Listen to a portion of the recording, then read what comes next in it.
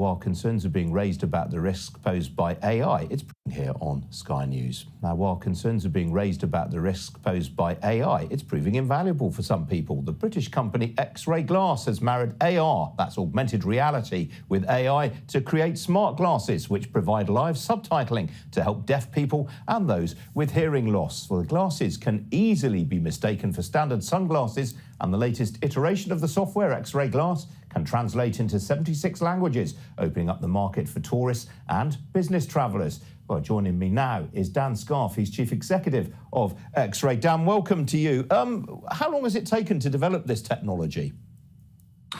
Well, there was quite a Herculean task that we had to go through to actually get all of this to work. It's something that sounds quite trivially simple, but when you actually try and implement it, it's quite the challenge. So we've been beavering away for well over a year now to bring all of this technology together. And how big is the addressable market, do you think? Well, 1 in 20 of the world's population have some form of hearing loss. When you actually start to use some of the other features that perhaps we might talk about later on in terms of our assistant, actually, this is now something which might be useful to people with a whole range of neurodiverse conditions. So actually, you might take that up to 1 in 3 people. When you start to talk about people who go on holiday or maybe go to a business meeting abroad, you could almost be talking about anyone on the entire planet who might want to use this software.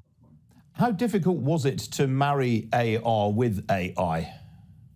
Surprisingly difficult. And in fact, it's all about speed, certainly with subtitles, because you're in a conversation, you want to be able to read those subtitles in real time. So we had to get that processing delay down to under 1 second. So capture that audio, send it up to the cloud, get it transcribed, get it back onto the phone, and then up onto the glasses in less than 1 second. So that was a challenge. Audio is a challenge, of course, making sure that we've got good quality audio in order to get good quality transcriptions, but you bring all of those together and you have a magical experience. The AR hardware market in the UK is relatively nascent. I think that's probably a kind way of putting it. Is that going to hamper you with the commercial rollout?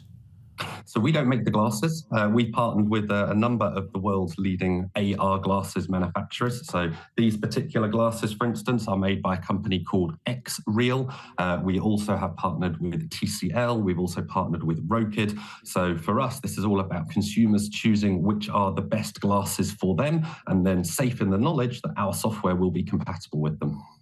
And I gather this is very personal for you. You got the idea from a family member, I gather.